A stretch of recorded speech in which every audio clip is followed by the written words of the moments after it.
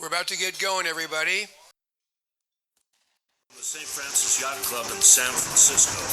This is the Wednesday Yachting Luncheon, hosted by Ron Young.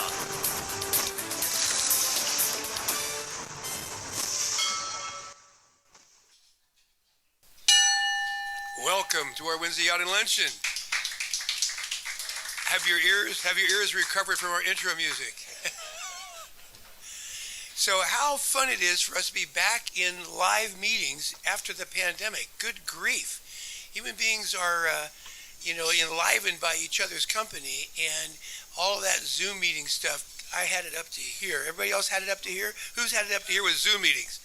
Exactly. We want live meetings again. It even turns out that this getting together with other people is good for our health. Turns out that endorphins, extend your longevity, make you live longer. So today is a very fun talk for us because as a young kid, I started sailing on little small boats. I sailed first an 8-foot 4-inch sloop-rigged scow. And this is before cam action cleats. So literally to tack the boat, you would put the jib sheet in your mouth, push down the tiller, and let go of the jib sheet as you tack the boat and pull in the new jib sheet. And as I grew up, I sailed on thistles and moths and other kinds of high cool rides. And then along came 5.0s and into my consciousness. And the first time I saw them, it was kind of like the first time I saw, a 57 Chevy or that girl in the 8th grade. Both of them gave me the same kind of thrill at that age. And I never really got over the thrill of seeing the 5.0s. It is a kind of a fun thing. So it's great that we have fun sailors. Now you ask yourself, how does a person get to be a world champion in the 5.0s? Well, one path could be the one that one of our speakers took today, and that is to say he started sailing at age 6 and saw his first 5.0 at age 18 and thought the first thing about it was, this is what the fast kids ride. This is the fastest kids in the block ride. And so he began to get addicted. And then at age 31, he won his first world championship as crew for Howie Hamlin, who's with us here today. And then he realized, well, I need to keep racing these things. And he ended up winning the worlds once as a crew and 4 times as a skipper. And when I say crew and skipper, we get to our other speaker, Adam Lowry, who's won the worlds twice with Mike and also started as a skipper and has raced all kinds of fast rides, but the 5.0s are the hottest ones. And those of you who are going to come to the Stag Cruise know that one of our guest speakers in the Lighthouse Talks will be Cam Lewis. And he said to me today, a couple hours ago, Ron, no, I'm coming Wednesday afternoon because I want to see Mike and Adam and the guys sailing the 5.0s, my old turf out in front of your club. Cam, as you may remember, won the Finn World 79 and 80. And in those days, we thought the Finn World Champion was the greatest sailor on earth. And then he won the 5.0s in 81 and 82. And so he especially wanted to come and hang out with his 5.0 buddies when he comes to be a speaker. He went on to win the Round the World race, breaking the mythical 80-day record and, the America's Cup with Dennis Conner. But he still says the 5.0 was the best thrill of all these racing events. So with that, I'd like to bring up to our stage, between them, 8-time world champions, Mike Martin and Adam Lowry. Come on up, boys. Tell us about the 5.0.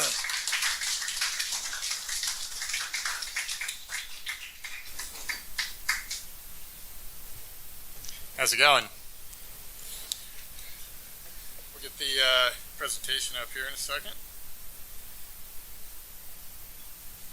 All right, so what we're going to talk about today is teamwork for success. And this is really how not just us, but the whole West Coast teams have excelled in the 505 class and had really great results over the past 15 years.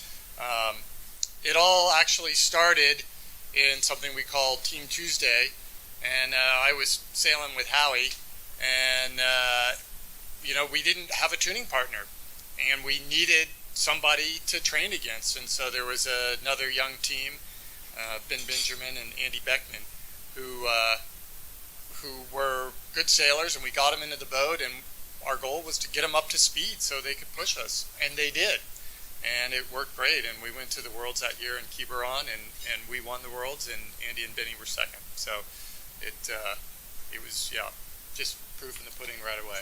Mike, can you introduce the other 5 sailors in the room? Yeah. Okay. Well, the most important one is Adam Lowry. Oh, thank you. Because anyone that sails 5-0s knows that the crew is the most important part of the whole boat. The other key people in our training group, so I introduced Howard Hamlin, who he and I sort of discovered this concept. Also is Eric Anderson. He's our main training partner for the past couple of years up here in San Francisco, and he's really been pushing us. And yeah, we really appreciate all the effort he's put into it, and look out for him next week because they're blazing fast. Jeff Nelson is here. Raise your hand, Jeff. Jeff and I sailed together for years and years, and we won the Worlds together here in San Francisco in '09. And yeah, there's a bunch of other 505 sailors in the fleet here. Other world champions. Yeah, Ian's a world champion. Sail twice? Twice, yeah. It's from the UK. But yeah, so we're lucky to have a super strong fleet here, and we have our visitors from UK and the rest of the world here for the Worlds next week.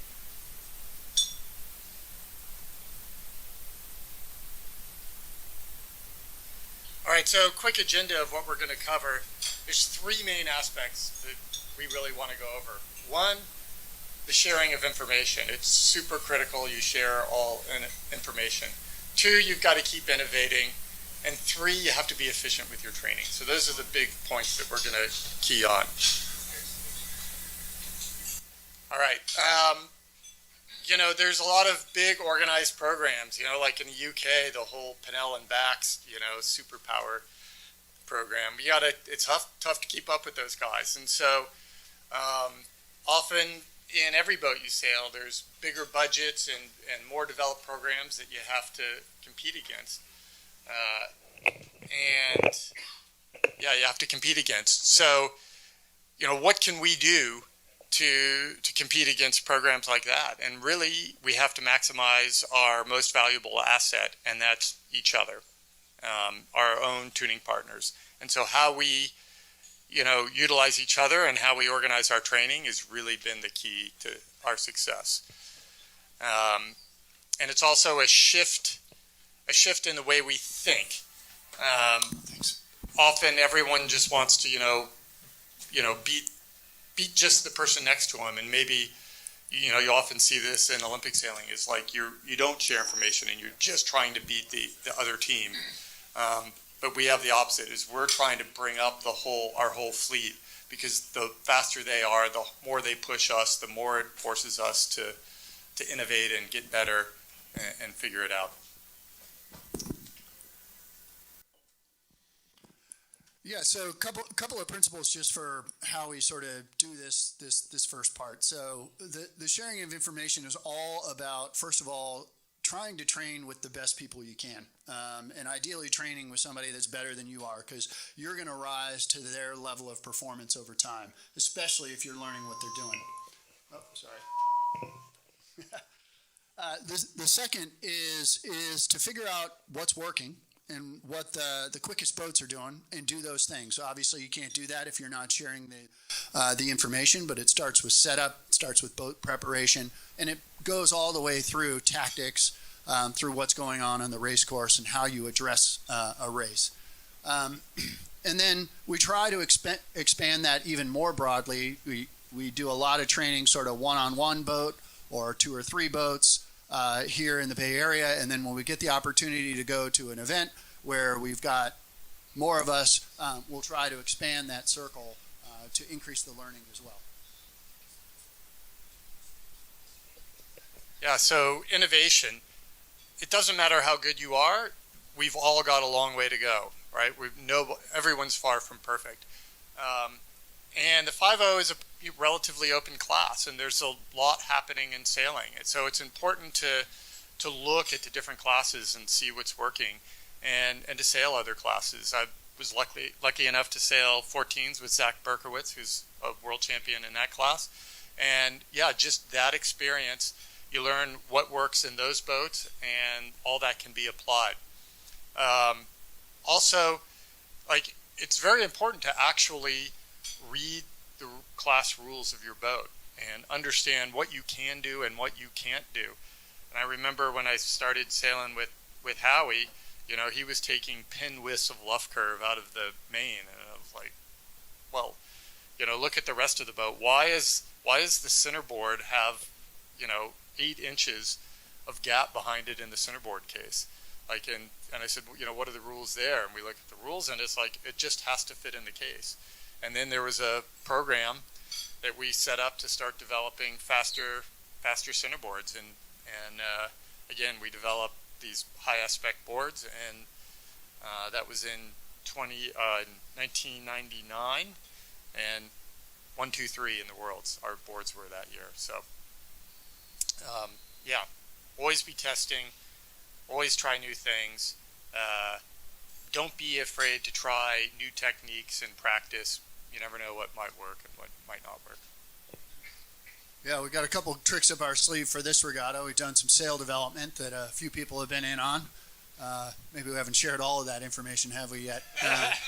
No, our sailmaker retired, so there's only a few of those sails around, but most of the people in the room have one. So hopefully those are going to go well in the event. All right, so yeah, we can talk about like on the water testing and when you are testing equipment and trying something new. So it's very important to, you know, it's the scientific method. You limit the variables. So one team, once you get two boats that are relatively close in speed, one boat locks in and they're the benchmark. And then the other boat makes the change. And you only change one thing at a time. You don't go out and put up a new mast and a new main and a new centerboard all at once, because you're not going to know which of those made the difference. It's very important to switch boats, and nobody likes doing it. And especially out here, because you got to go swimming with all the great whites to do it. But yeah, what we found is if you leave the dock switched, it's better, because that's one less switch you have to do on the water, and everyone has the desire to get back in their own boat. So yeah, leave the dock switched.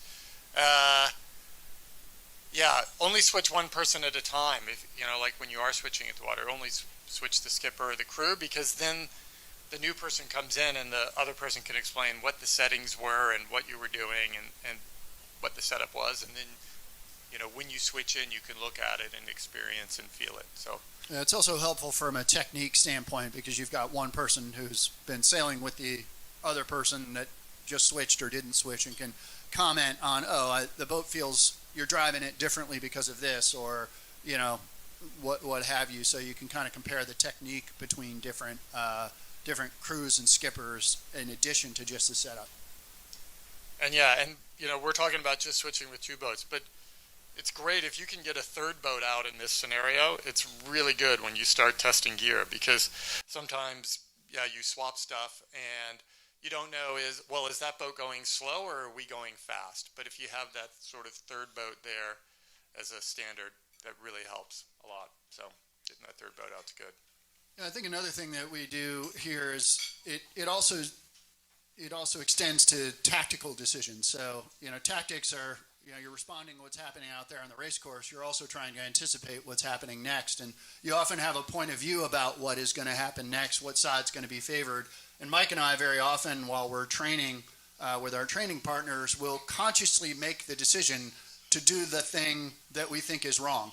That ends up being really good learning, because sometimes we were wrong about being wrong, or we were right about being wrong, and actually you learn a ton from that, and even more than you do by just always going where you think is right. And sometimes you win, sometimes you lose. Sometimes you go what you think is the wrong way and it works out, and that helps you figure out, like, what is this picture on the race course that's happening, and you learn at a greater level of depth, so that when you actually get out there and race, you know, you've got it more figured out.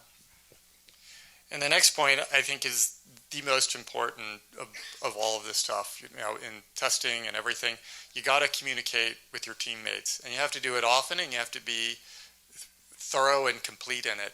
And so you share all information, how the boat feels, you know, what your settings are, what you thought the wind was doing. A lot of times like, oh yeah, we'll do a split and come back together, and we're trying to determine if it was current or not. But you got to tell them, it's like, yeah, we came out ahead, but we got a 15-degree shift, so let's discount that. But communicating everything all the time, and in between lineups. So you do a lineup, chat after the lineup. You do a split, chat after the split. You come in, you have a debrief at the end of your training session. So I think it's really important, that communication. And then the other thing to remember is that when you are testing new equipment, we have this tendency to just try to win every drill, right? And like, you often see somebody will line up above you, and then they'll just try to like foot over you just to squash you. But like, remember, the point of the drill is to test the equipment, right? So it's not to win the drill, it's to determine what works and what doesn't. So yeah, very important there.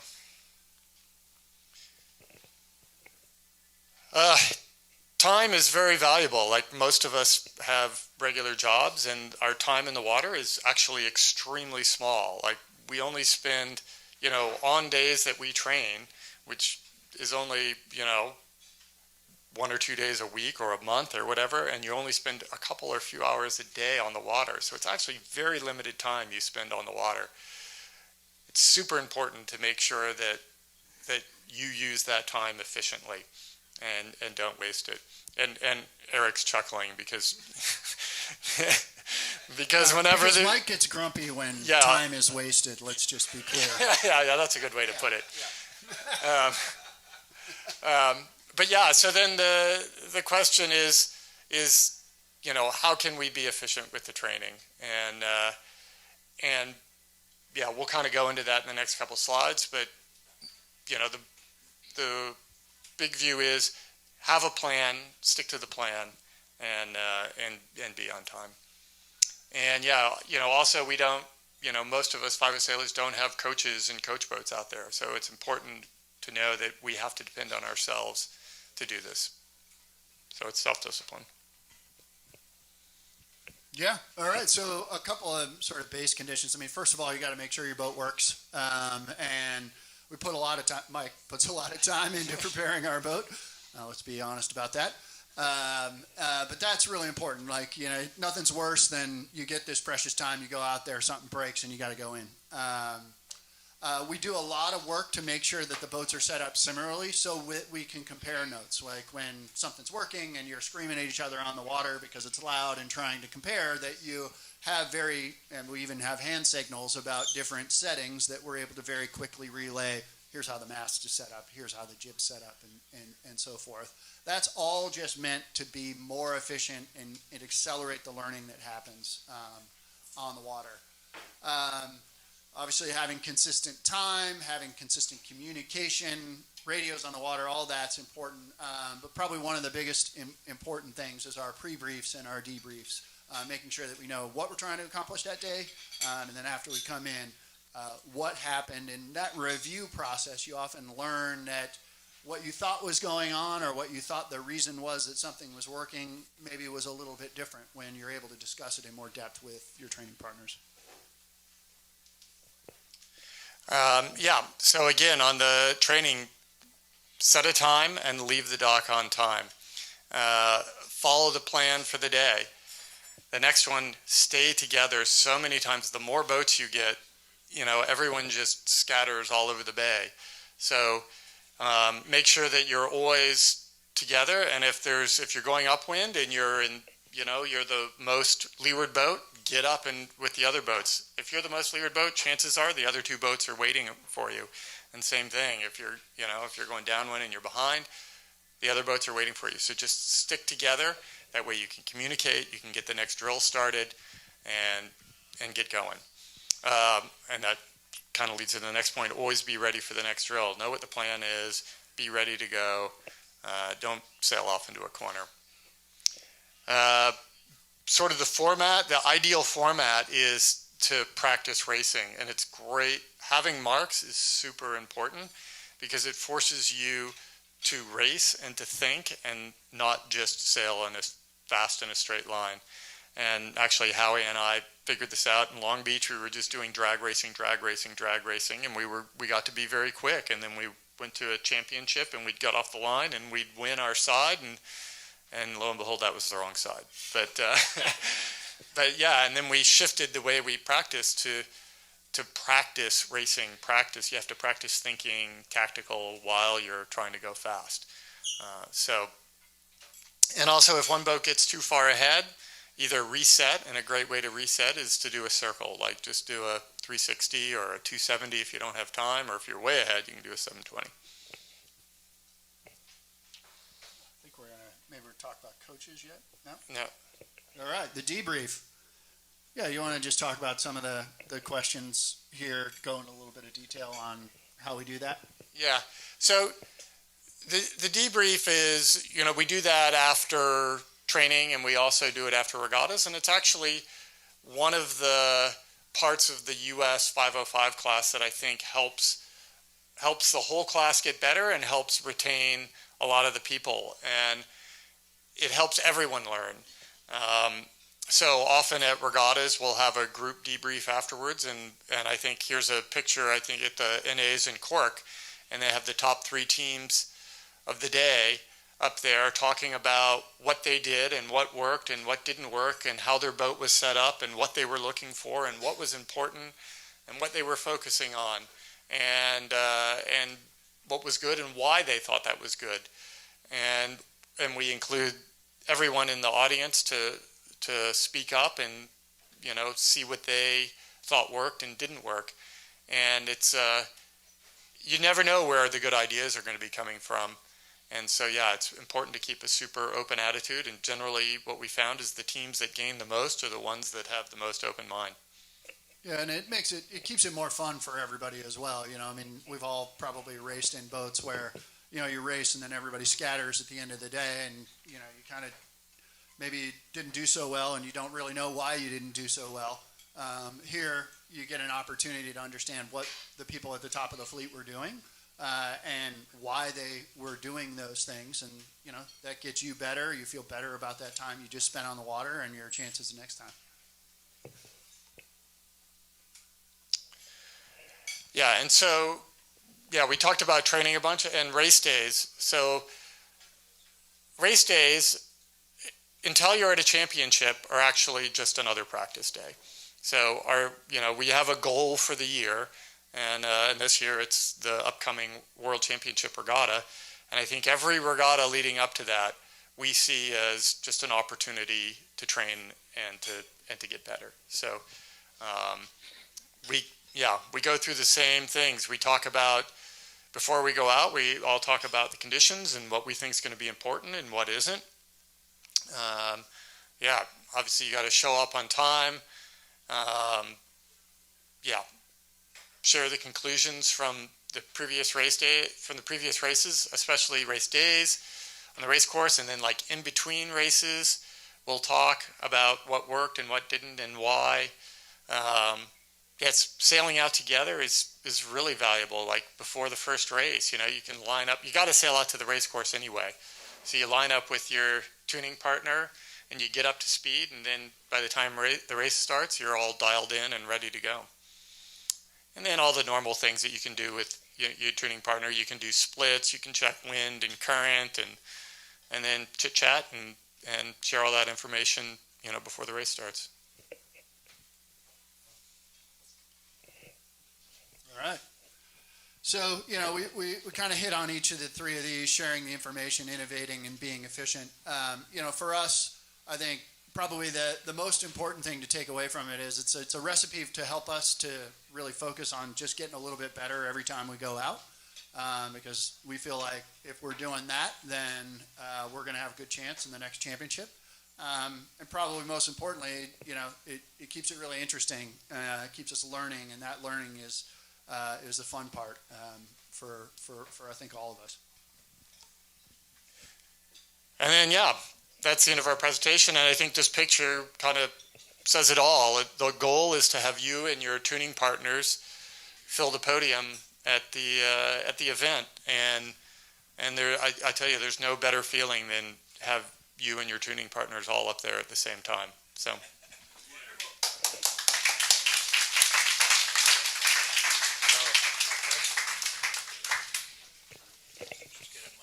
Yeah. Try a little here for me.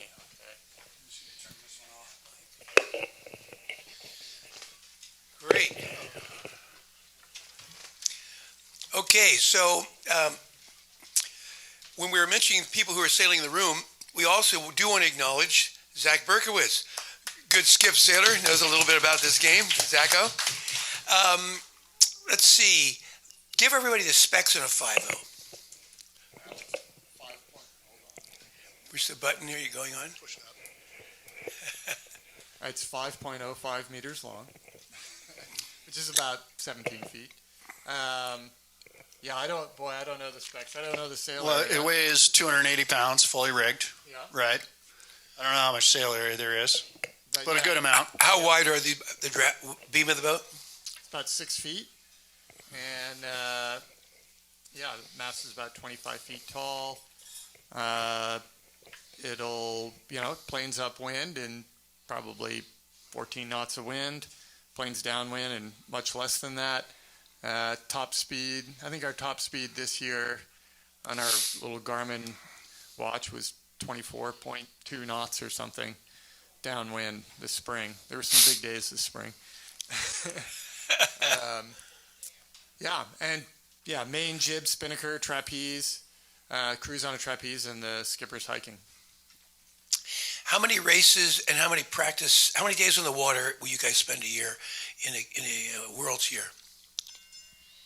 Days on the water. It does vary quite a bit for Mike and I based on, is my mic not working? It varies quite a bit for Mike and I just based on life. Give him that mic. But, you want to work on that? Teamwork here. This year we've been training a lot. What has it been, 60, 70 days, maybe 80? That we've been on the water this year, so quite a bit. 60 or 70 days on the water. I think so. How many races? Well, we do one. Basically, we average one event, like one racing, like one regatta a month on the schedule, more or less, for probably 9 or 10 months. The warm, windy months here, and so generally we got 1, 2, 3, 4 day event a month. And then a bunch of practice in between. And then, one Worlds a year. Number of competitors in a typical race? Yeah, I think, on the West Coast, we'll get a small regatta, it'll be 10 boats, and a big regatta, it'll be 20. And then, PCCs was probably 25, and the NAs will be anywhere from, 30 to 40. And then a Worlds, this will be a smaller Worlds, but, a small Worlds will be 50 and a big Worlds will be 200. And so talk about rapid starts. Talk about the starting procedure as the fleet gets bigger. Yeah, so 505s always use gate starts at championships, which is a rapid start. And, when you first come into the class, you're kind of like, well, that's kind of weird. But it takes about one regatta to be completely convinced that it's a better way to start in big fleets. We usually have about one general recall per Worlds, and usually that's like in light air, something happens and somebody gets in front of the rabbit and they have to restart the race. But yeah, if you've ever been in a big fleet where, there's black flags and general recalls and half the boats are thrown out, we don't deal with that at all. So the rabbit starts on port tack, and there's a gate boat, a power boat that follows them, and everyone ducks that gate boat on starboard tack.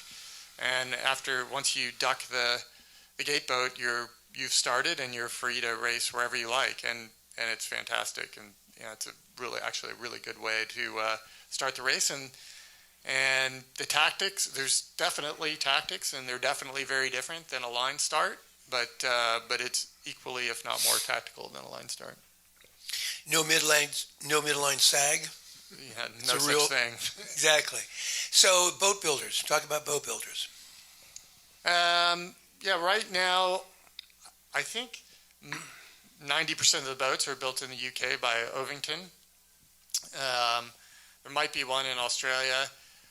My boat is a Larry Tuttle, a water rat, Larry Tuttle's in Santa Cruz. It's very, very difficult to get Larry to build you a boat. So if you ever get the opportunity, buy one.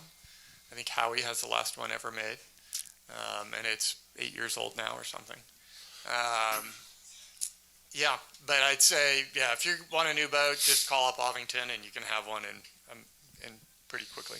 Yeah, nice pitch for Ovi there. I like that. You get a little vig on that. Yeah, this is a great time to buy a boat from Ovington because the pound is weak. We like that. So I don't know what it costs because last time I bought a boat was 10 years ago, so I'm not sure what they cost a new Ovington. Ballpark. Eric? Well, Holtey's selling a 4-year-old boat for 26. No. It was less. It was less than 20, I think. 19. 19 grand for a 4-year-old. Used boat. For a 4-year-old boat. 4-year-old boat. Yeah. That's a ballpark. That gives us a ballpark. Yeah, we'll say, I think, 40, it's got to be 40 with everything, with covers and sails and everything.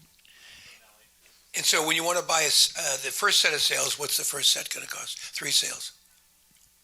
Yeah, I don't know. I try not to Ballpark. remember those numbers. Yeah, Ballpark. we don't look at those invoices. $5 Don't grand, show you- $5 don't show- grand for a set of sails. 4 grand for sails. How long is a training session when you do training sessions? Yeah, 2 hours. 2 hours. It's the cruise. Yeah, it's like, you try to be efficient and get as much as you can out of it. We're no spring chickens, so you end up getting tired after a couple of hours, and you start to mentally wane, and then you usually go in. Sometimes on weekends and such, we'll do a couple of sessions, so you can go out for 2 hours and go out for another hour later or something. Form factor of the crew. Crew's going to always be hopefully longer. What's your goal there? What's the form factor? Adam? Yeah. Doesn't get Leverage. much better than that. Yeah, Adam's 6'6" and 205.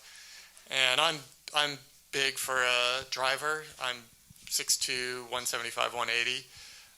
So, yeah, Adam's, for the West Coast, Adam's probably on the lighter side. But, yeah, to have definitely over 6 feet's great. The more over 6 feet, the better, and anywhere from 200 to 220 probably. And overall crew weight, 380 to 400 for San Francisco. You don't want to be over 400, I don't think. Yeah, and with a big crew, you can be quite light as a skipper. We have several women in the fleet that do very well, being, 115 or something like that. Mm-hmm. So talk about the most breeze talk about the range of most regattas, breeze range. We were windy. Who else is windy?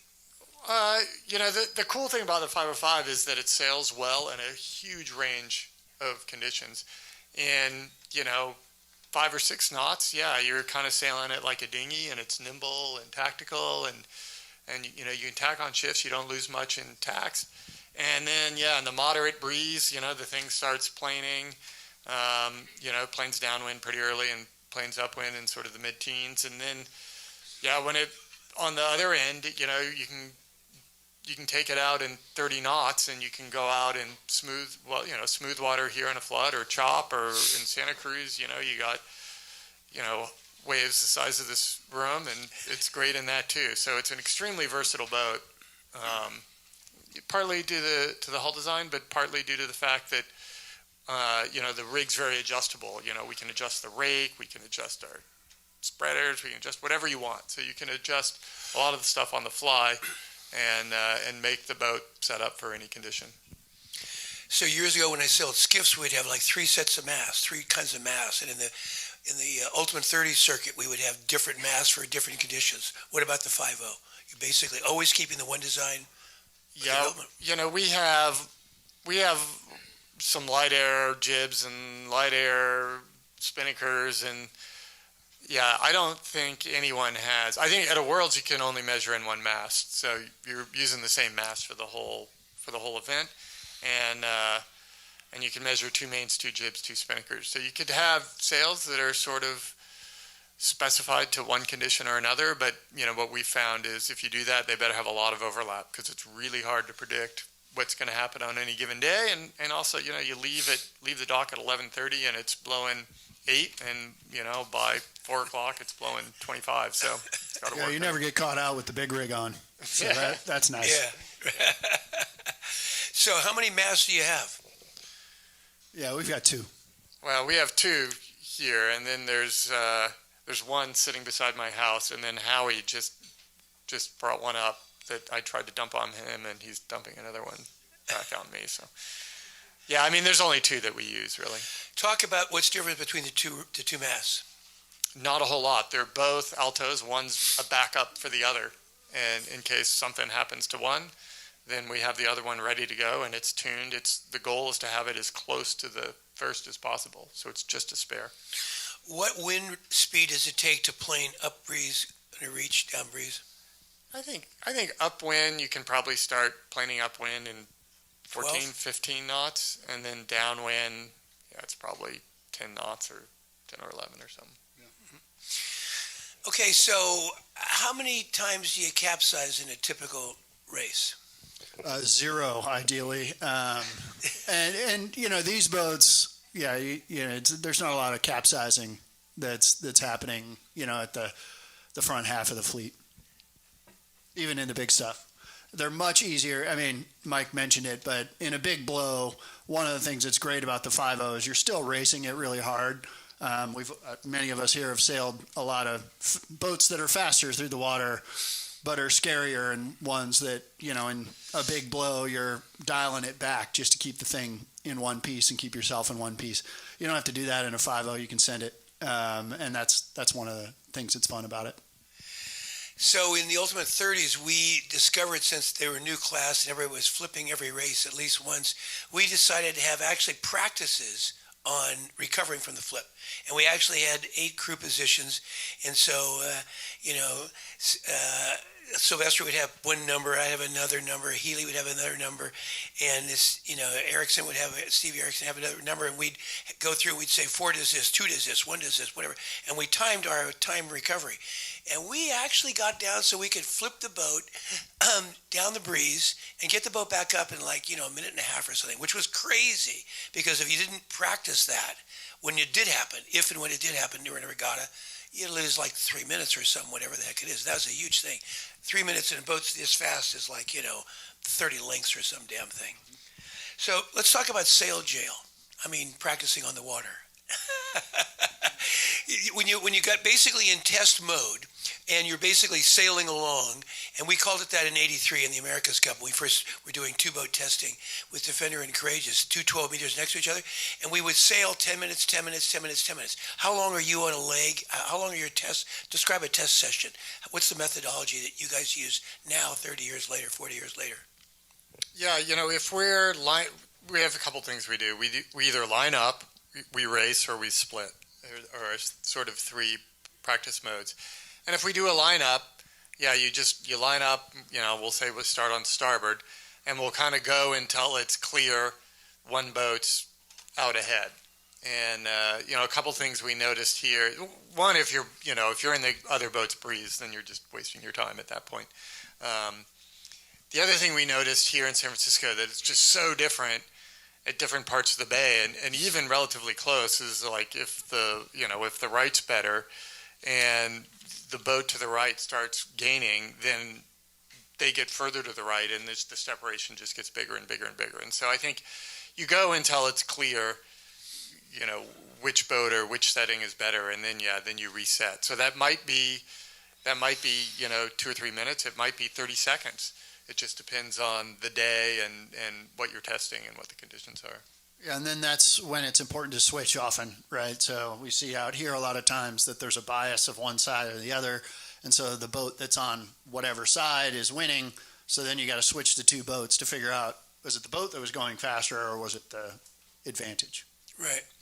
So in a typical World's Regatta, how many races? 10. I think 10. Always 10. And what's your attitude about how do you spend tactically conservative early in the regatta? What's your strategy that way? What do you think about in that? Are you thinking about that these days at all? Yeah, I mean, I think we think about it pretty similarly to, you know, what people often say, which is early in the regatta you can't win it, but you can lose it. And so you got to get out of the gates pretty well, which Mike and I have a history of not doing. And we'll try to do that better in this event. And then you know, towards the end of the event, you get a little bit more aggressive. I think that's how most people do it. Yeah, and generally at a Worlds we'll sail conservative. You know, we tend to gate closer to the middle of the line, and just not take any big chances early on. And that's, you know, sometimes that's worked and sometimes it hasn't. In England, the Worlds in 2016, in the first two races I think in the first race we started in the middle and just got whipsawed, and I think we rounded up 30th, and the boats that gated early all won the race, and it's like, okay, fine, we'll go start early, and we gated early, and a massive righty came in, and we rounded the weather mark in 70th or something, and got back to 40th. So we started the regatta with a 34-44 or something. Horrible. But, you know, I think the important thing is we kept our heads and said, okay, well, there's 2 drops, and we just used our 2 drops. So you got to use them at some point. And we got it over with early. Yeah. And then, you know, we just sailed consistently from that point on. We didn't take any big risk, and you know, I think we had all top 5 finishes after that. Now, if we dropped a microphone on the boat when you're going upwind, give us role play a little bit about what you're saying to each other. Yeah, so upwind, I call the tactical decisions. So, you know, I'm trying to look around as much as I can, which can be a little bit challenging when you're horizontal and getting sprayed in the face. But, you know, everybody deals with it. So usually before the race, we've talked about what we think is going to work, and we have like a general broad strategy of how we're going to address the race that we've sort of agreed upon. And then once we get into the race, I'm sort of making the tactical calls here and there. But Mike is often giving me information, both tactical and on how the boat is feeling. So, you know, I try to feel the boat as much as I can from the crew position, but he'll give me input on like how the boat is feeling, so that one of the things we'll talk a lot about is modes. So whether in a straight VMG mode, a foot mode, a tactical high mode. So that'll be part of the discussion.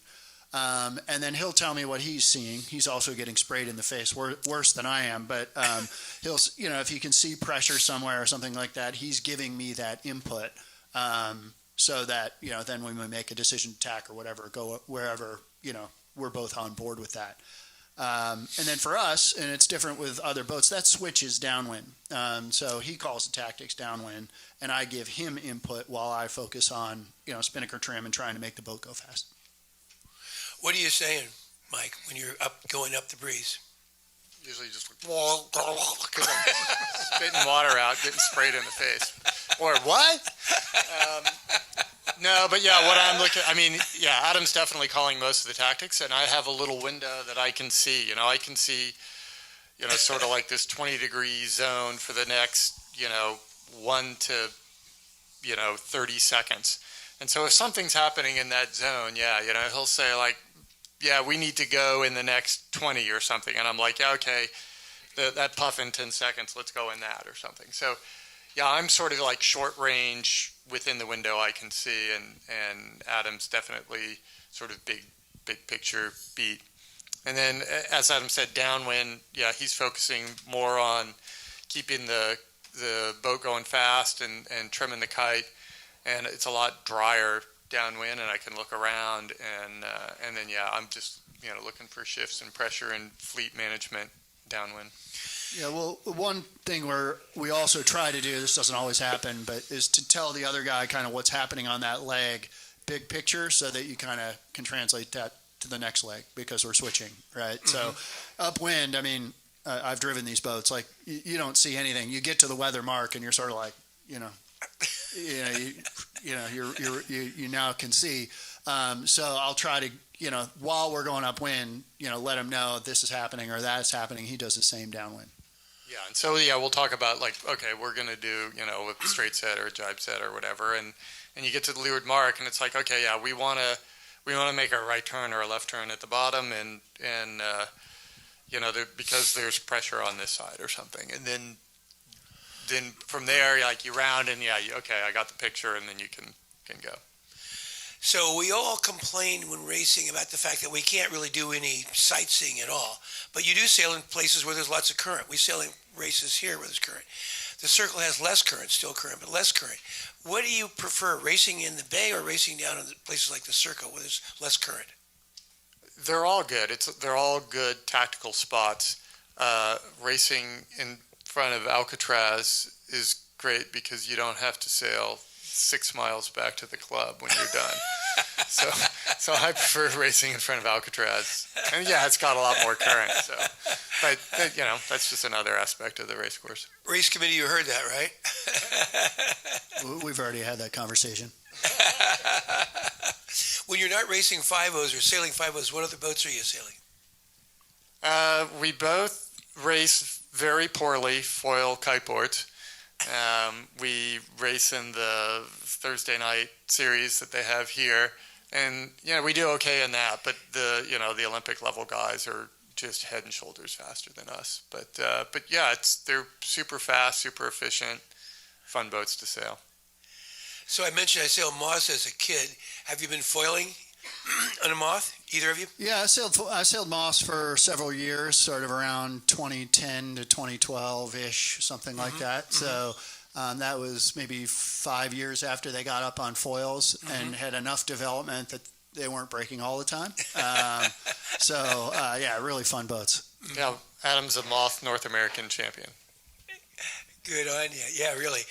That's the game. So what about bigger boats? What's interesting or not interesting about bigger boats? I guess I need to speak here because I think Mike doesn't ever sail a boat with a keel on it. So I actually spend my summers in northern Michigan with my family, and there's it's a little bit like the Woodies. There's an old class of boat up there called a Northern Michigan. They're all built in the 30s, and so I race one of those. It's a little bit like a Shields, and it is very slow. And a lot of days I will race my NM and then go foiling kiteboarding, and so I'm kind of bookending as slow and as fast as you can go in one day. Now, I've been asking questions at a mile a minute, but I want to know if there's a question in the audience. Give Jim Bradley the mic. Jim Bradley is also a great sailor and sails a Mercury, which I sailed against him 60 years ago as well. Go ahead, Jimmy. My question is, how is your class doing at getting the 20 to 30-year-old people in there? I know in the Mercury class we're talking about getting the 50 to 60-year-old people in there, but I mean we all have the problem that those kites and all that stuff that Johnny Heineken brought around here is very attractive, and are we going to get the young people sailing 505s? And one other comment before Dennis Surtees was the 505 key guy around here for years. And I think everybody that knew him, he really worked at keeping that class active and alive here, and kind of miss him. Cheer for Dennis Surtees. Here, Dennis. Good on you, mates. Actually, can you hand the microphone to this guy right here? This is Eric Anderson. He's our tuning partner, and he's in, that's a team in their 20s and 30s. And so maybe, Eric, you can talk about why you sail 5.0s and what people of your age group see in it. Hey everyone. I think it is definitely a challenge, and there's a lot to be said. You can get into a wing for cheaper than a 5.0 and go sailing by yourself and not have to find a partner. But I think there's a lot of great stuff about the 5.0 too. That at least is, there are several young people in the audience here and in the fleet that it appeals to them. So it's a boat that is high performance, but not so high performance that you have to be a professional to sail it. It definitely appeals to a lot of engineering-minded people, and it's faster than anything you sail in college and all of that. And I think that's appealing. In terms of actually getting people into it, I think that the easiest way is I bring out a lot of new drivers because I have a boat and know how to crew, and it's pretty easy to put skippers slot in a lot easier than crews, I think. And my attitude is always just expose people to it, but don't expect them to get into the class right now. And the number we've had maybe 4 or so skippers who I took out and 2 years ago, and then they show up after college, because they were in college then, and now they're out of college, but they're living in SF and are like, oh, I remember I went sailing and would be interested in coming back. Or I sailed Finns for a while in the past couple years and told every Finn sailor there ever, and now the Finns out of the Olympics, and I've had a couple say, hey, how do I do more sailing in the 5.0 because I'm the right size to crew. So I think it's sort of just building the numbers, like exposing people to it, and it's very hard to say I want to get this one person to commit to coming into the class because you just don't know, and you don't know if it's right in their life at that time or if it will be in 4 years or something like that. So that's what I have to say. Great. So you mentioned technical orientation of sailors in the 5.0s. What are your day jobs? Mike, what do you do when you're not racing a 5.0 for work? I'm a mechanical engineer, and actually I'm a mechanical engineer manager, so I don't do as much engineering as I used to, but I work for a company called Synapse Product Development in the city, and it's a contract design firm, so we'll design or develop whatever product you want. And then, it's great to have that engineering mindset for all the systems on the 505 because there's a lot going on in there. I've got a chemical engineering degree, so Mike asked me all the chemistry questions. There's not a lot of those on a 5.0, fortunately. Professionally these days, I'm a consultant in the climate technology space. I do finance for large green energy projects. Mm-hmm. Those are big projects, and there's a growing number of those like crazy. Unbelievable. So the average age of a 5.0 sailor these days, that question came up. Average age. Yeah, it's higher than we'd like. I don't know. The average driver is probably in the 40s or something, and the average crew is probably just younger than that, would be my guess. When you're on the water in testing environment, how do you share information back and forth with each other? Are you using radios, phones? What are you using? Yeah, we have handheld VHFs, which sometimes they work and sometimes they don't. When it's super windy and super wavy, the mics once they're soaked in water, they don't work very well. In moderate breeze, we use VHF a little bit, and when it's really windy, you just do your drill, and then you luff up next to each other, and you yell back and forth, but that's part of the planning. If you know what the plan is beforehand, you know what you're going to do next, and you know what you're testing, and you can usually communicate what you want pretty quickly. Some hand waving involved. Yeah, we also do have hand symbols for a lot of our settings, so that makes it makes it easier to communicate how we're set up. Question over here. Adam. No, this is Mark. Mark just back from the Fastnet. Good on you, Mark. Just a quick question with regards to different venues and getting familiar with a new venue for a competition. Maybe share a little bit of notes in terms of a new venue. You've never sailed there before. What steps do you do to familiarize yourself and the local conditions to kind of get in the game?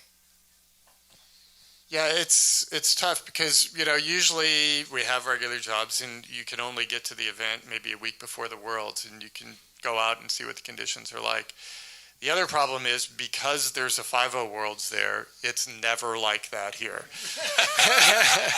So we went to Cork, Ireland last year, and everyone said, dress warm, it's freezing cold, it rains all the time, and it blows the dog off the chain. And we got there, and it was sunny, warm, and blowing 10 knots at the most. Yeah, and they canceled 4 days of racing for no wind. I think what's important, what we try to do is, with whatever limited time we have, is it's one of the things that's great about sailboat racing is that there's so many different things going on, and that's its challenge. It's to try to figure out what's going to be important on any one given day, race, or leg. Here we got a lot of current. I'm sure that's going to be a factor. Some places have none. What's going on with the breeze, wave state, all of that. It's just trying to take in all of that information and then sort it and figure out, okay, these are the 3 things that we need to concentrate on that are most important for performing in this race. Because, it's pretty easy to screw yourself into a knot or tie yourself into a knot if you're thinking about 55 different things. At least it is for me. So talk about jibing, Five-O's. Just jibing first, and then later we're talking about jibing in real breeze. Don't get hit in the head with the spinnaker pole. I'm gonna have Mike describe this to you. The only thing I'll say is that when I was a skipper, I ended up almost getting my ear taken off. I had 37 stitches to sew this ear back on because I did this wrong. So, Mike, how do we jibe? Yeah, there's a couple different techniques. I mean, we have a different heavy air jibe and light air jibe. But yeah, we'll just talk about wire jibing because hopefully that's all we do here versus sit-run jibing. But yeah, I mean, basically you just go and you get the boat set up. We pre-cleat the weather jib sheet.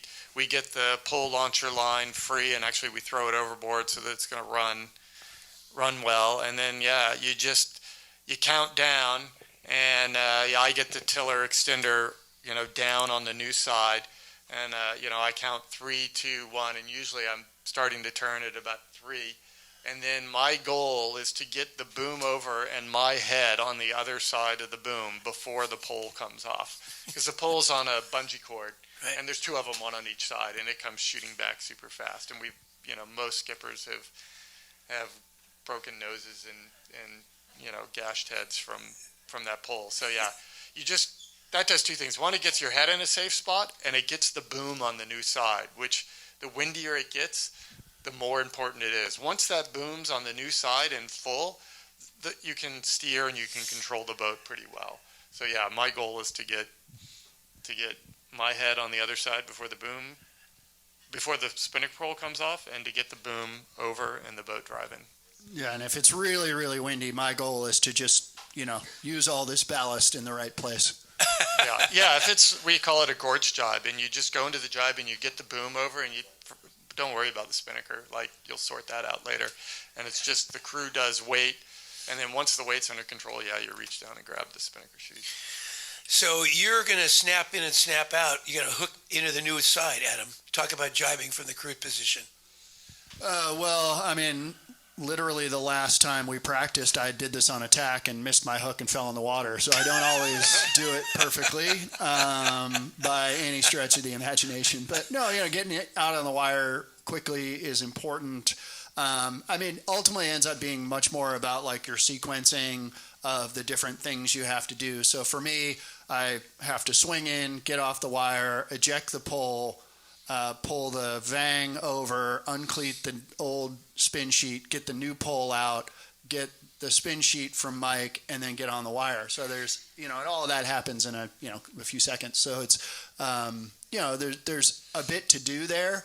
And I find the thing is like, it's sort of like his steering. If he steers the first part of the jibe well, everything else will go right.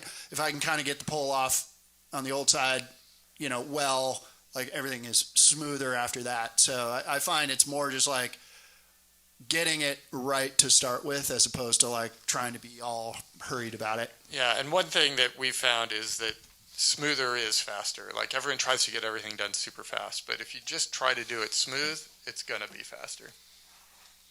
Other question. Yes.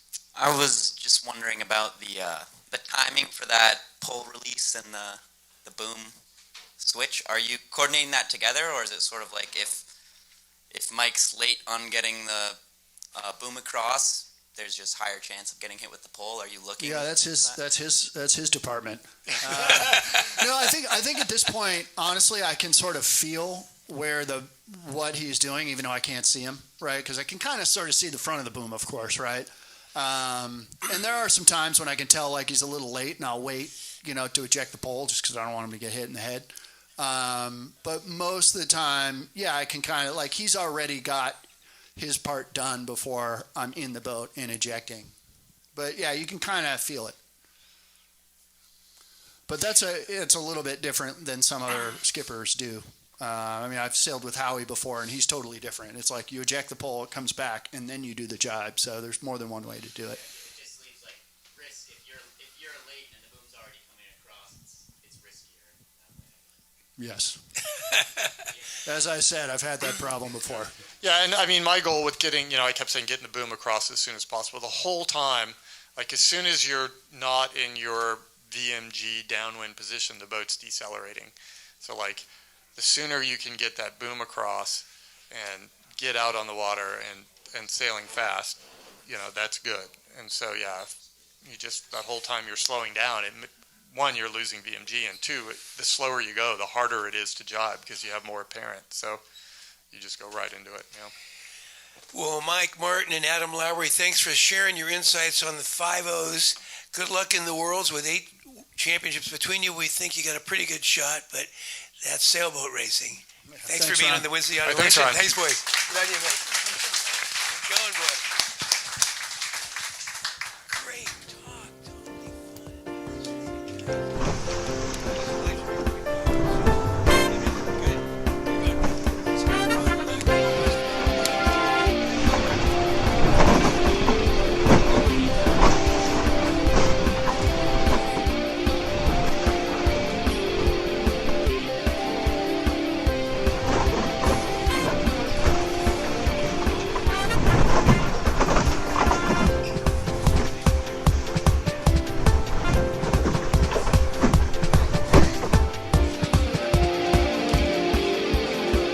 This has been a presentation of the Wednesday Yachting Luncheon.